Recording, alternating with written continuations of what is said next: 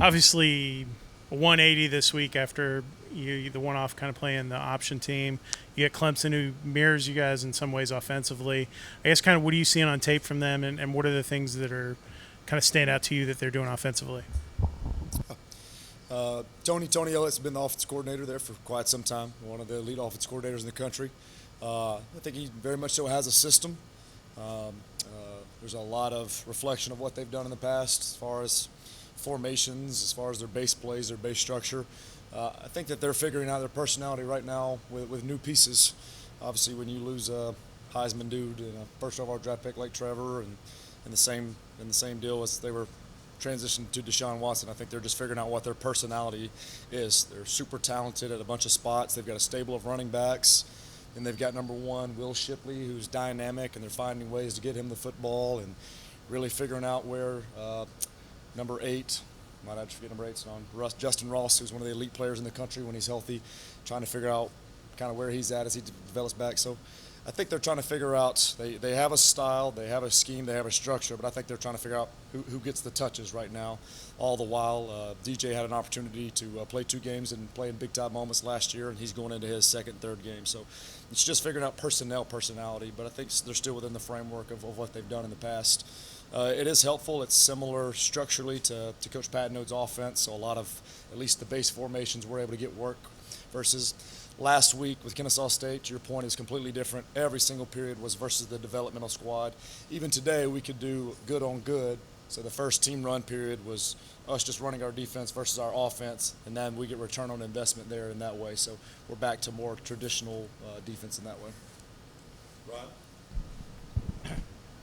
You were missing a few defensive starters Saturday, and we got a chance to see a little bit of Zeke Biggers and Kilo Stone, and I was looking at Jalen King also at safety. Yeah.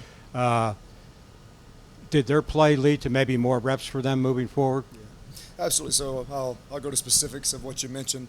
Tariq only had an opportunity to play one play, and then Jalen King, he prepares the right way and the same way every single day. So I was really happy and really proud for him.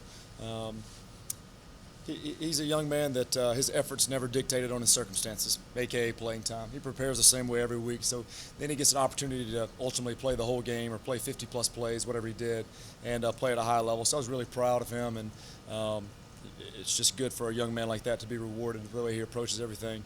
And then you mentioned didn't have Jaquan and Griffin available on Saturday, so that allowed some young guys to step up. So it was a different style of defense, having to face that offense. So we got to put Zeke Biggers, who was very early in his developmental process, but he went out there and did things we can't coach. He was 6'6" and 300 whatever pounds, and he occupied a heavy dose of each A-gap when he was out there. And we were able to play a Kilo Stone. A Kilo Stone, for whatever reason, he tricked those guys. He got 2 TFLs where somebody didn't block him. So, however, he figured that out. Let's do some more of that. But I'm just happy for those.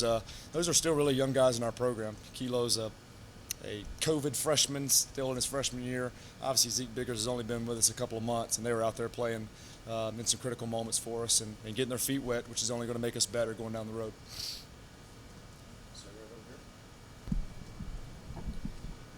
Coach, not to bring up your in-state rival again, but Georgia, they played Clemson earlier in the season, and they were able to basically stifle their offense. With the Tech defense, you have a similar defense, and I know you probably watched the tape with Clemson. What are some things that you just take away from either that game or just that you know will be a huge difference for you guys to pull up upset? Yeah, sure. I don't mind being real with you. The team up the road was absolutely overwhelmed them with personnel and body types and pass rush. The biggest thing that they did, anytime you affect a quarterback in that way going into a game, that's what they did. They were very good out on the perimeter and didn't give them much space, but I would say that the number one thing that they did is DJ didn't have an opportunity to feel comfortable. And then obviously once you get negative plays, TFL sacks, they get them off schedule. And again, back to Kelly's question, they're still figuring out who they are and what their identity is. But Georgia, for whatever reason, made them more one-dimensional. I know every offense in the country wants to establish the run early. In that game, they played on their heels a little bit and did not establish the run. and got into passing situations, which played into their hands of their pass rush and being a lead up front. So certainly every game's a lesson we can learn from it. There's scheme things that we can borrow intellectual property and see if if we feel like it fits what we do. But really, it was just it was a mentality that they brought out there, and really set the tone and played those guys well. Patrick? Coach Thacker, you prepare for them this coming week. They got a pretty good stable of running backs, and I just wonder, do you specifically prepare for this back or that back, or is it more about the scheme without regard to whoever's in there? There's three. There's a couple that we talk about. Yeah, 23. I don't have the roster in front of me. I know them all by number, so no disrespect for any of them. But 23's been there for a while. We faced him in the past. Kobe Pryor's a kid from Cedartown that we had recruited. That's a big physical back, a J.P. Mason style. And then number 1, the Will Shipley kid. He's absolutely dynamic. He's in the realm of the jaw type world. So different styles of backs, and we'll prepare for all of them. Certainly some are more downhill runners. Certainly some have multiple skill sets of being pass catchers as well. So we're aware of that. And then just like we do, where we're out there having a 3 or 4-headed monster, rotating those guys in and out, we know more about the personalities of the running backs that are out there and what they do well. But at the end of the day, we're still defending the structure of the offense first. Okay. You mentioned learning from past games. Game last year obviously didn't work out the way you wanted at all, but remember, like, you accomplished the original intent of stopping the run. I think ETN had something like 60, 70 yards, or maybe less. But going back, what did you learn, and how can you apply things from that game to this game? Yeah. I was hoping you didn't ask that question. I was sitting over there with Coach Collins, and I was waiting, and I got a really corny story, but this is the story that came to my mind. I was a young safeties coach at Southern Miss, and Todd Munkin was the head coach, and I worked underneath him, and I was on a recruiting trip, and we were on a bad stretch in that season, and there was this dude that was sitting by me on the plane, and he kind of went through, hey, what do you do? Oh, you're a coach. I actually work with some teams. I know Mike Smith of the Falcons. I know this guy, that guy. I actually work with some teams. I was like, okay. And then he was like, oh, you're going through some stuff. So he taught me this. It's corny. I know we talk about some coach speak stuff. He said it was loss. You guys just lost a game. He said it was a learning opportunity. Stay strong. That was his acronym. I didn't know the dude. He was like, hey, here's my card. Check out this book. I've got this book called The Energy Bus. So it was John Gordon. John Gordon's now one of the preeminent motivational writers. He has 87 books that are all about positivity, and The Energy Bus is the big one. He's, he just wrote a book with PJ Fleck, but I was on the way to Jacksonville because he lives down in Ponte Vedra, and I was on a plane. I had no idea who John Gordon was, so he handed me his card. Anyways, that's what stuck with me. So there's scar tissue from last year for me personally. That was not a fun moment, but you learn from those things. I think you learn from those type of things in life. They can drive you into a negative way, into a bad spot, or you can come out on the other end of it. So certainly learning from those moments. There's things that that were certainly preventable, where I have a completely different personality than that moment that I feel more confident in. And then as a reflection of me and the staff and Coach Collins, we have a completely different mentality as a defense right now, and a level of maturity. And I feel like there's nothing about that game that will linger into Saturday, and we'll only use it as motivation. We're not going to oversell it, but we'll only use that as motivation. And we're going to go be the new identity of ourselves and understand we've started anew and afresh. Rod? All three of your linebackers, Ace and Charlie and Quez, all played really solid games Saturday at Kennesaw. Looking at that film, is there anything you say, hey, maybe there's different ways we can use these guys moving forward? Yeah. I'm proud of those dudes. They balled out. They did. I think Ace and Quez each had 10-plus tackles. Obviously, Charlie had the 2 splashy plays with the 2 interceptions in the TFL. So I had the opportunity to run that room, and my biggest thing was I was so proud of their preparation. Not only did they prepare the right way, but I thought that in my vision of what this defense looks like, the linebackers run the defense in terms of their mentality, their energy at practice, their communication at practice, and I thought they established that all week. So it was no surprise that when they went out on Saturday, they had success because of the way that they prepared. So that was the same challenge to them this week and today.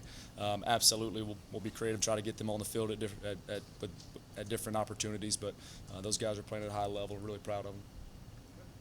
Time for a couple more. We'll go Kelly and we'll wrap up. You got example of a defensive coordinator sort of nightmare with an exotic look in the NIU game, Yeah. and them going with a quick huddle and quick snap out of the huddle. I guess kind of what do you learn about signaling and sub packages and those things when you play a team like Clemson that does throttle it up and down, like you guys do on offense, just to avoid those kind of situations where guys maybe aren't getting calls in a time to get lined up and those kind of things. You doubled down on the question you just asked Coach when I was sitting over there. You doubled down. He already answered the question. So certainly it's part of Clemson's personality. That's what we're preparing for from the jump. It was not part of NIU's personality to go 13 personnel and to burst to an unbalanced formation.